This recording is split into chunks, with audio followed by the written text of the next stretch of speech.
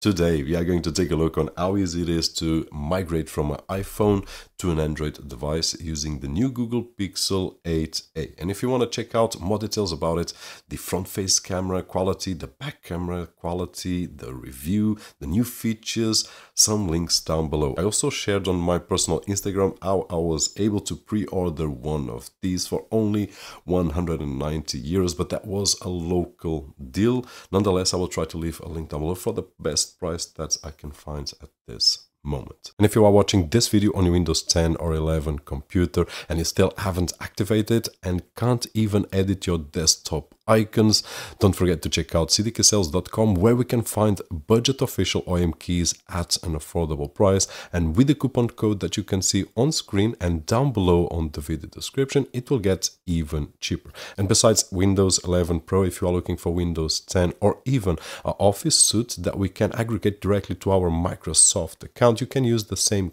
coupon code, which will give you the best price possible at this moment. So just in case, the link will be down below. And now that you have your Google Pixel 8a, or you are waiting for it, then let's start with this guide so that you will be able to easily migrate from an iPhone to an Android device, using as an example this machine, which I believe it's one of the best in the market for the price point that it has. Now, first of all, you will need to unbox your device. Once you unbox it, just turn it on, and the first thing that we will find, if I'm not mistaken, is the language option. So we just select the language that we prefer, then it will appear if we want to switch from an Android device or iPhone to Android. In this particular case, we will choose iPhone, but if you have an Android device, then you might want to choose Android to Android.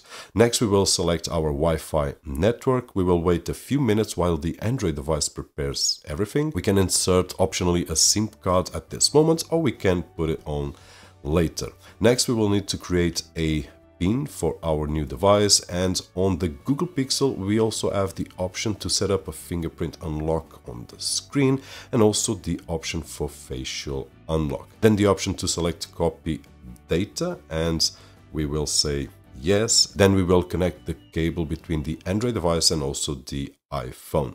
We will accept the prompt that says trust, which appears on our iPhone. Then we will need to enter the security PIN on the iPhone, and both devices are connected to each other.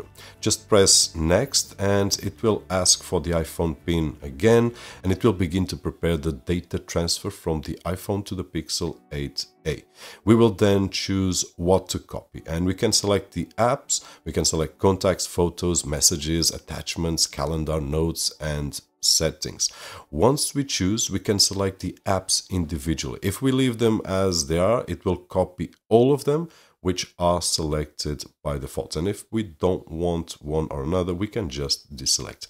If one of those is WhatsApp, there is an extra step to transfer all the chat history to the new device.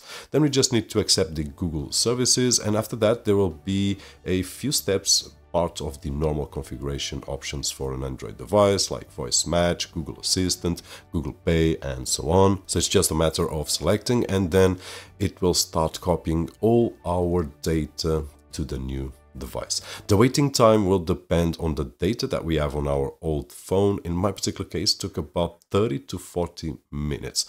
Optionally, we should also at the end turn off iMessage so that we can keep receiving messages from iPhone users on our Android device. After that, we can disconnect the cable. The Android system will start to download all the apps that we selected, and it will install them automatically. So after a few minutes, we have all the apps, we can just log in and start using them.